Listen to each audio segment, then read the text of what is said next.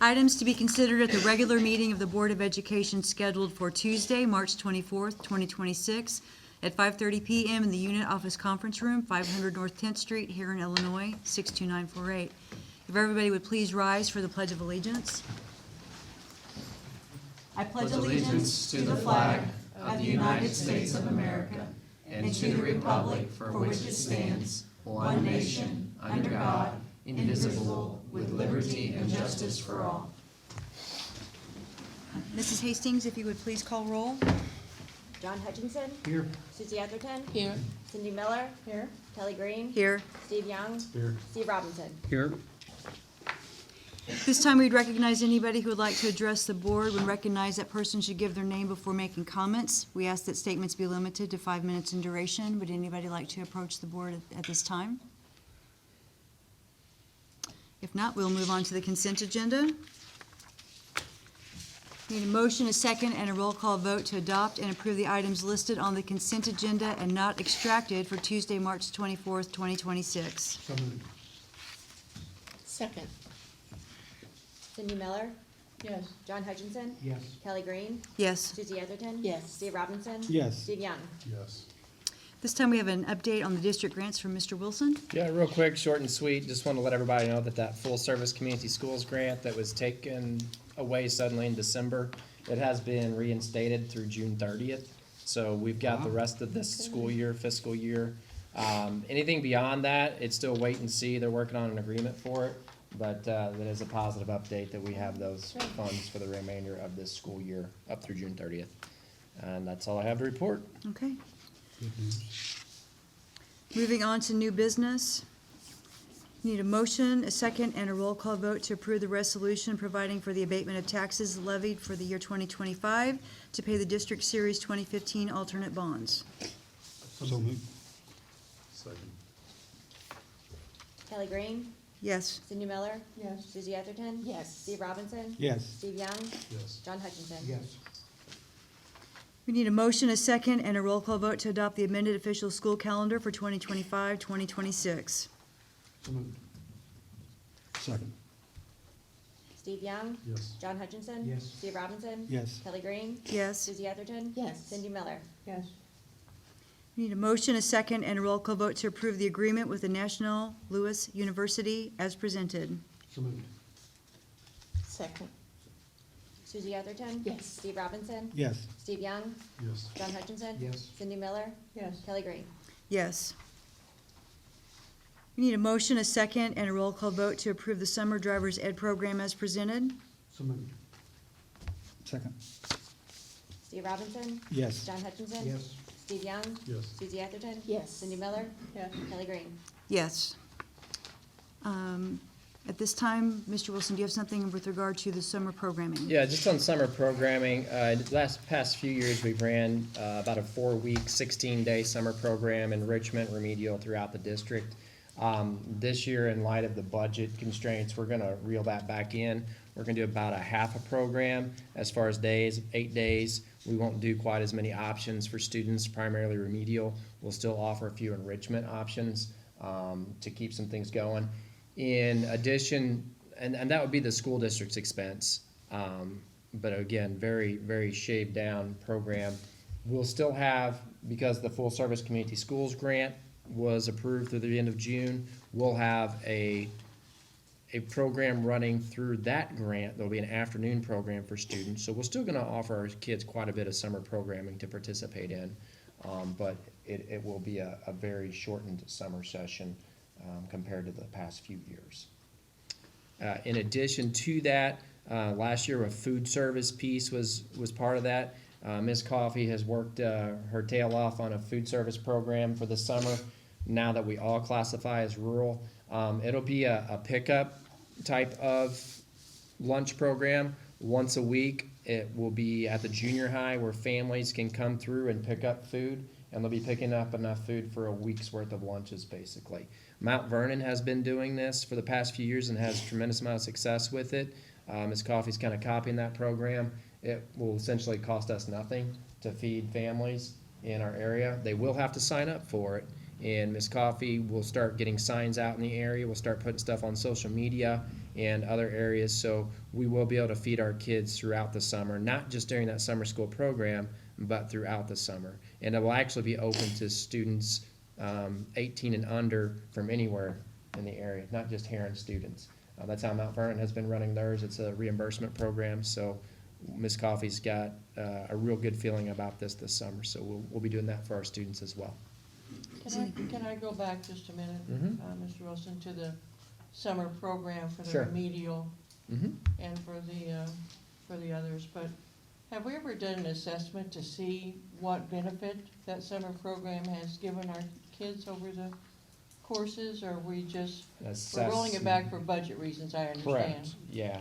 The assessment as in, are they making gains academically in their Correct. classrooms? I've never done anything that formal. I know the high school program, credit recovery, they could probably speak to that a little bit with some actual hard data. Junior high, there's some opportunities for students to get promoted in that Right. regard. As far as elementary age kids and what does that do for them academically and tracking, did the summer program truly help them move to a better level, reading level, Right. math level? Well, I they don't get have to any that. data like that, no. Okay. No. Thank you. Mhm. Any other questions for Mr. Wilson regarding the summer program? Seeing none, I need a motion, a second, and a roll call vote to approve the summer programming as presented. So moved. Second. Susie Etherton? Yes. Steve Robinson? Yes. John Hutchinson? Yes. Kelly Green? Yes. Cindy Miller? Yes. Steve Young? Yes. Moving on to the energy contract, Mr. Wilson has some Yeah, information on that. Just information here on this. We've contracted our energy a couple of years at a time since I've been here, and I know the district has done that prior to my time here as well. Affordable Gas and Electric, AGE, that's the broker that we use to get that done. And thankfully, we've had that energy rates locked in. This year alone, I know it saved us well over $200,000 after talking to some neighboring districts who did not have their energy costs locked in. Everybody knows what your power bill has done at your house and what the delivery of that energy has cost, as well as the actual energy itself. So you're dealing with a couple of different things. So our contract has come up, and our rate has been about 7 cents a kilowatt hour for the past couple of years, which was great. Prior contract to that, it was about 11.5 cents a kilowatt hour. We're getting a 36-month contract at 10 cents a kilowatt hour. It's locked in for the next 3 years. I don't anticipate energy costs going down at all, and so I think that savings will just be realized more and more as we move forward.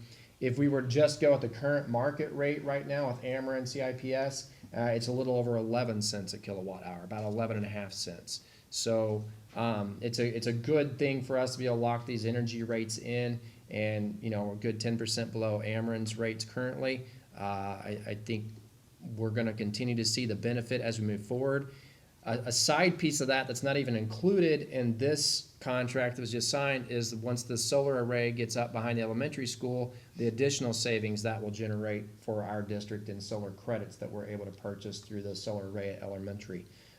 That's probably going to save us somewhere in the neighborhood of $50,000 more a year in energy cost. That's anticipated the first year. And again, that'll be a flat rate, that solar will.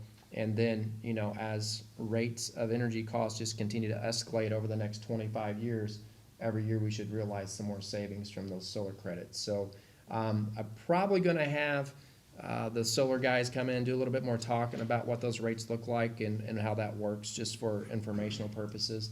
But bottom line is we're locked in for 3 years on our energy costs, and that rate's about 10 cents a kilowatt hour. So that's what I wanted to share with the board tonight. We've got that contract signed already. Does AGE ever do any educational grants? Have they ever Educational grants, as far as like for something in the classroom? been supportive of education in some way? Not to 'Cause my I knowledge. know they're fairly good about community involvement and Well, those types since of we things. just signed a so contract, it'd be a good time to ask them, wouldn't it? it'll probably be the time. I'll do it. Any other questions or comments for Mr. Wilson? Okay. This time I need a motion, a second, and a roll call vote to close the meeting in accordance with Section 122A of the Open Meetings Act, citing the following exceptions as contained in Section 122C, to discuss student disciplinary matters, consider I have approval of something. closed minutes. I have something. I want to congratulate Mr. Harlow and the math team on their accomplishments today. So I want to make sure we get that in our notes. We whipped up today. Congratulations. We whipped up over to SIU today, so So do we need to allow Mr. Harlow an opportunity to brag? Mr. Harlow should probably brag. Okay, Mr. Harlow, would you like to brag on your students? Put him on the spot, way to go. Yeah, we take the largest team over there, which win or lose, that's always my pride point, is because our team is the biggest one that goes to these contests. We brought 44 high school students, and Mr. Lemons from 8th grade brought some 8th grade students too, so we were very well represented. Our freshman class placed first in the division, so did the junior class, so did the senior class, sophomores placed second. Overall as a team, in the medium-sized school division, we won the trophy and got first. Had several individuals place in the top 10 in their grade levels, and when they do grade level placings, they don't do small school, large school, medium school. They just do everybody together, and we got several individuals placing as well, so it was really great. Really That's Man, that wonderful feels news. good, doesn't it? Yes, it does. So in our next presentation of, you know, all of the different special things that the district has done, Okay. Mr. Wilson and I will make sure to pump you up, okay? Thank you. You're welcome. Okay, now, we need a motion, a second, and a roll call vote to close the meeting in accordance with Section 122A of the Open Meetings Act, citing the following exceptions as contained in Section 122C, to discuss student disciplinary matters, consider approval of closed minutes, to discuss the appointment, employment, compensation, discipline, performance, evaluation, and dismissal of specific employees, and to discuss litigation. So moved. Second. John Hutchinson. Yes. Susie Etherton. Yes. Cindy Miller. Yes. Kelly Green. Yes. Steve Young. Yes. Steve Robinson. Yes. Vote to reconvene to open session. So moved. Second. Cindy Miller. Yes. John Hutchinson. Yes. Kelly Green. Yes. Susie Etherton. Yes. Steve Robinson. Yes. Steve Young. Yes. Need a motion, a second, and a roll call vote to expel student PC from Herrin School District Number 4 effective Tuesday, March 24th, 2026 through the end of the 2025-2026 school year and the 2026, 2027, and 2027-2028 school years, during which time the student is not allowed on any Herrin CUSD Number 4 properties. So moved. Second. Kelly Green. Yes. Cindy Miller. Yes. Susie Etherton. Yes. Steve Robinson. Yes. Steve Young. Yes. John Hutchinson. Yes. Need a motion, a second, and a roll call vote to adopt the closed minutes from the meeting held February 24th, 2026. So moved. Second. Steve Young. Yes. John Hutchinson. Yes. Steve Robinson. Yes. Kelly Green. Yes. Susie Etherton. Yes. Cindy Miller. Yes. We need a motion, a second, and a roll call vote to approve the following personnel recommendations as presented for retirement. Elizabeth Annette Branch at the end of the 2025-2026 school year. Resignations, Meredith Torbeck as a math teacher for the Herrin High School, Kenneth Joyner as a cook for the district, Stephanie Harrison as a teacher for the pre-K, Kelsey Henson as a paraprofessional for the junior high school. For employment, Nick Childress as a custodian for the district. Vacancies to be posted, cooks for the district, math teacher for the high school, coordinator, family educator for the pre-K, teachers for the pre-K 2 and number, and paraprofessional for the junior high school. So moved. Second. Susie Etherton. Yes. Steve Robinson. Yes. Steve Young. Yes. John Hutchinson. Yes. Cindy Miller. Yes. Kelly Green. Yes. We need a motion, a second, and a roll call vote to approve the reemployment of all full-time tenured and non-tenured teachers for the 2026-2027 school year. So moved. Second.